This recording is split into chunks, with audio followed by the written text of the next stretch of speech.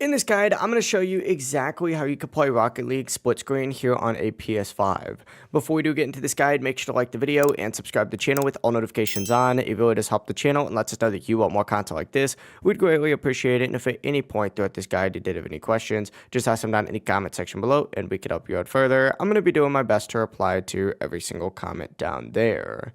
Now, before you've been connecting your second controller, I do recommend setting up your preferred split screen layout. You can do this from the PS5 home screen. You just go to settings, adjusting your split screen layout. You can choose vertical or horizontal. Pick whatever layout you prefer. I would personally recommend putting it actually vertical for this. I think it looks better, but that's just my opinion. Some people prefer horizontal. But from here, all you need to do is really just grab a second controller. If it's not connected to your PS5 yet, just plug a USB-C cable into your PS5 and plug the other end into the controller and just press the PlayStation button. It should actually connect instantly. If it's paired already, you just have to hit the PlayStation button, and after hitting the PlayStation button, sign into a different PSN account that's not already signed in. If you don't have one, add a user and create an account.